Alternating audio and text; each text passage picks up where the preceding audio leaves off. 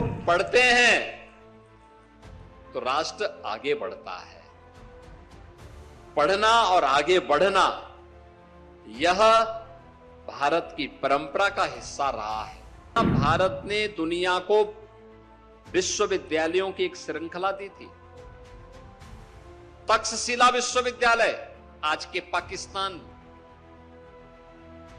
में है और पाकिस्तान को ज्ञान से क्या लेना देना। व्याकरण कैसे होना चाहिए, पाणिनि का व्याकरण भी इसी विश्वविद्यालय से आगे बढ़ा था। और यह विश्वविद्यालय आक्रांताओं ने तोड़ डाला। प्रधानमंत्री जी ने कहा था कि when citizen reads the country leads, यानी जब लोग पढ़ते हैं तो राष्ट्र आगे बढ़ता है। पढ़ना और आगे बढ़ना यह भारत की परंपरा का हिस्सा रहा है। याद रखना, भारत ने दुनिया को विश्वविद्यालयों की एक श्रृंखला दी थी। तक्षशिला विश्वविद्यालय आज के पाकिस्तान में है और पाकिस्तान को ज्ञान से क्या लेना देना। खैर, आक्रांताओं ने इसे नष्ट भी कर दिया था। तक्षशिला विश्वविद्यालय, तक्ष कौन थे? ये भगवान राम के छोटे यानी जो उनके अनुज थे भरत, उनके पुत्र का नाम था तक्ष। उनके नाम पर दुनिया के पहले विश्वविद्यालय का नाम पड़ा था तक्षशिला विश्वविद्यालय।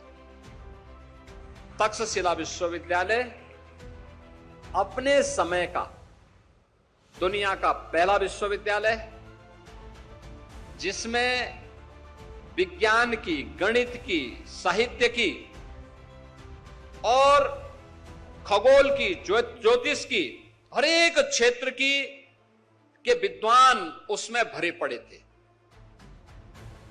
ये सभी विद्वान उसमें पैदा हुए थे। सुश्रुत वहां पैदा हुए। सुश्रुत वहीं से आयुर्वेद में सर्जरी कैसे होती है, यह सुश्रुत ने दुनिया को दिया।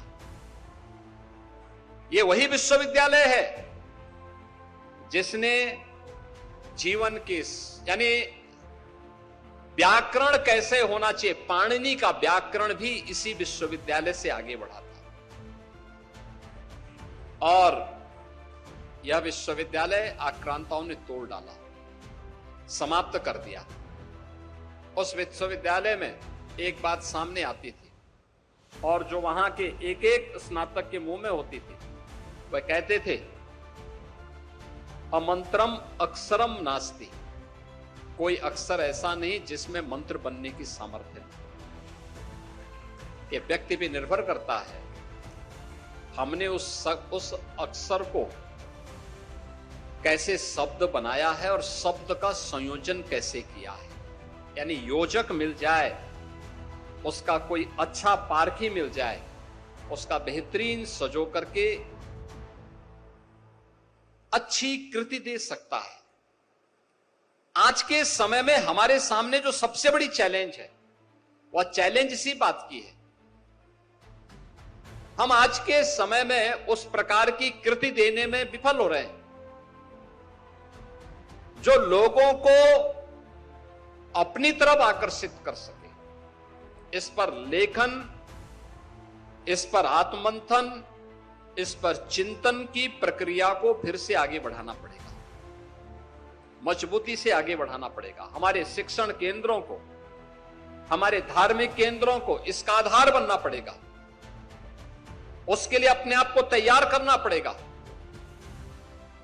और मैं इस बात को कह सकता हूं, अच्छी पुस्तक हमेशा योग्य मार्गदर्शक के रूप में सदैव आपका पथ प्रदर्शक बन करके आपके जीवन को आगे बढ़ाने में ही सहायक होगी।